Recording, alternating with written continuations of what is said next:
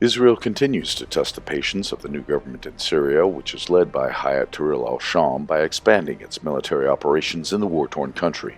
Just a few hours after the fall of the Assad regime on December 8th, the Israeli Defense Forces began operating in southern Syria, mainly in the governorates of Al-Qanitra, Rif Damishq, and Dara. It also launched hundreds of strikes against bases and equipment of the now-dissolved Syrian Arab Army.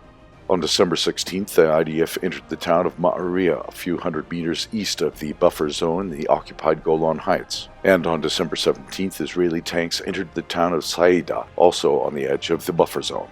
On December 17th, Israeli Prime Minister Benjamin Netanyahu visited Mount Hermon, a strategic height in southern Syria. Standing atop Mount Hermon, Netanyahu, who previously said the collapse of the 1974 Separation of Forces Agreement with Syria, announced that Israel would remain at its peak until another agreement can be found that guarantees Israel's security. HDS head Ahmad al-Sharaa said in an interview with The Times on the same day that Israel must stop bombing Syria and withdraw from the buffer zone between the countries which Israel seized after Assad's fall. Still, the IDF advanced further into southern Syria on December 19th. Israeli troops dismantled all Syrian military sites on the slopes of Mount Hermon and on the plateaus of Qanitra and Dara. The IDF also bulldozed the sites of the Harman Sign, Tel Ain Maran, Tel al-Hamira, Al-Tel al-Hamir, and Tel al-Kasarat in the far northern countryside of Qanitra.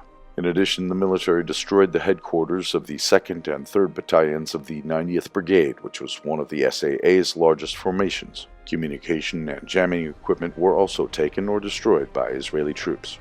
On December 20th, Israeli troops entered the western outskirts of the town of Al-Rafid in the southern countryside of Qanitra. This advance solidified Israel's occupational control of over more than 500 square kilometers of southern Syria. Commenting on Israeli operations in Syria, Russian President Vladimir Putin warned on December 19th that Israel was the main beneficiary of the downfall of the Assad regime in Syria and casted doubt on Israel's plans to withdraw troops from a buffer zone once the situation stabilizes. Despite their past rivalry with Russia, the new government in Syria does not appear to be very enthusiastic about a Russian military withdrawal from the country. HDS leadership apparently understands that such a move could encourage Israel to escalate its operations in the country. A Russian withdrawal may even encourage other foreign actors to move into the Syrian coast.